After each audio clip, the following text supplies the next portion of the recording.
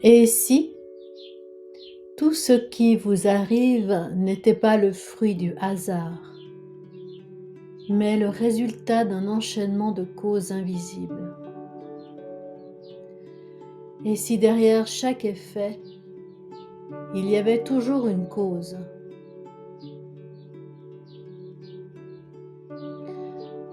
Qu'elle soit consciente ou non.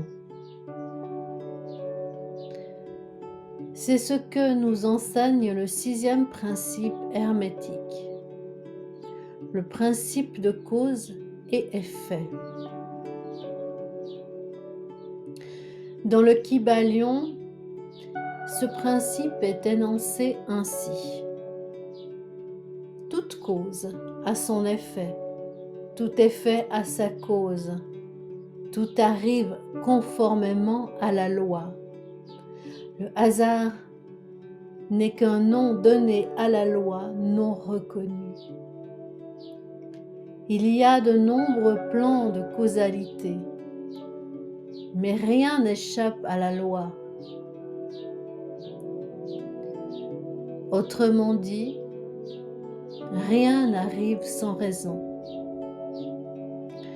Il n'y a pas de coïncidence, seulement des causes que vous ne percevez pas encore. Chaque pensée que vous émettez, chaque émotion que vous nourrissez, chaque choix que vous faites, devient une graine dans le champ invisible de votre réalité. Tôt ou tard, cette graine germe et produit un effet. Voilà pourquoi ce que vous vivez aujourd'hui est très souvent le fruit de ce que vous avez pensé, ressenti ou fait hier. Le Kybalion ne parle pas de punition ou de récompense, mais de loi universelle. Comme la gravité, elle agit indépendamment de vos croyances. La véritable compréhension de ce principe vous pousse à sortir du rôle de victime pour devenir créateur conscient de votre existence. Imaginez un instant que chaque mot que vous prononcez, chaque intention que vous posez, soit une semence dans l'univers et que tôt ou tard, vous récolterez ce que vous avez semé. Pas nécessairement dans cette vie, ni même dans cette dimension, mais toujours avec une précision parfaite. Il existe plusieurs niveaux de causalité. Le monde physique, bien sûr, une action produit une réaction, mais aussi le plan mental. Une idée peut créer un événement. Et le plan spirituel, une vibration intérieure peut transformer toute une réalité extérieure. C'est pourquoi les sages de toutes les traditions ont toujours insisté sur la maîtrise de soi. Maîtriser ses pensées, ses émotions, ses actes, car ils savent que tout cela a des conséquences. Quand vous vivez en conscience de ce principe, vous devenez plus attentif, plus intentionnel. Vous ne laissez plus la vie vous balader au gré du vent. Vous devenez un acteur lucide qui plante des graines d'amour, de vérité, de sagesse. Mais attention, ce n'est pas parce que vous vivez quelque chose de difficile que vous devez vous blâmer ou penser que vous êtes coupable. Il peut s'agir de causes très anciennes, parfois transgénérationnelles, ou même issues d'autres plans d'existence. L'idée n'est pas de juger, mais de reconnaître et de choisir à partir de maintenant de devenir la cause consciente de votre propre avenir.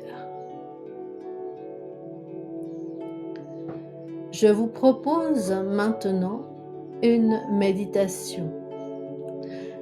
Devenez la cause consciente.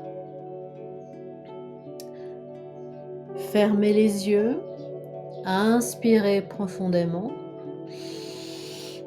et expirez lentement.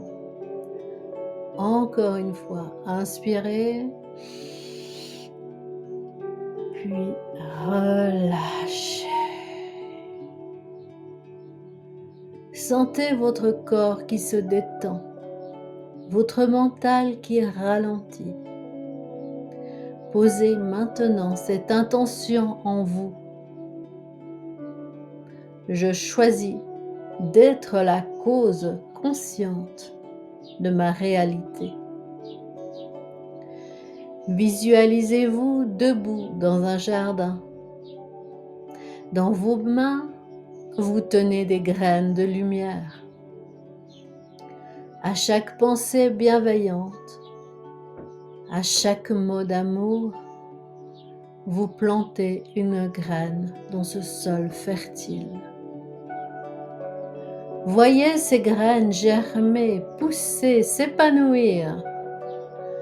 Ressentez la joie, la paix et la sagesse qui émanent de ce que vous créez en conscience.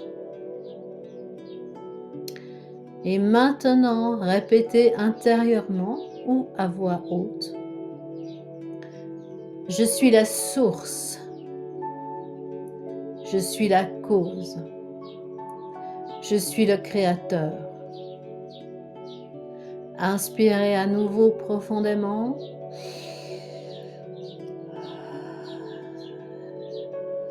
Et lorsque vous êtes prêt, ouvrez doucement les yeux. Le hasard n'existe pas. Il n'y a que des causes que vous ne voyez pas encore.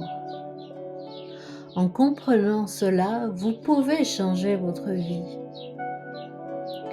Pas par magie, mais par la compréhension des lois invisibles qui régissent ce monde.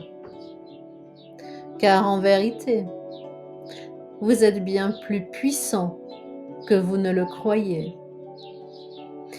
Et chaque acte, aussi petit soit-il, trace une ligne dans le grand livre de votre destin. Et si vous choisissez dès aujourd'hui de devenir la cause consciente de la beauté à venir, merci d'avoir partagé ce moment avec moi. Prenez soin de vos pensées.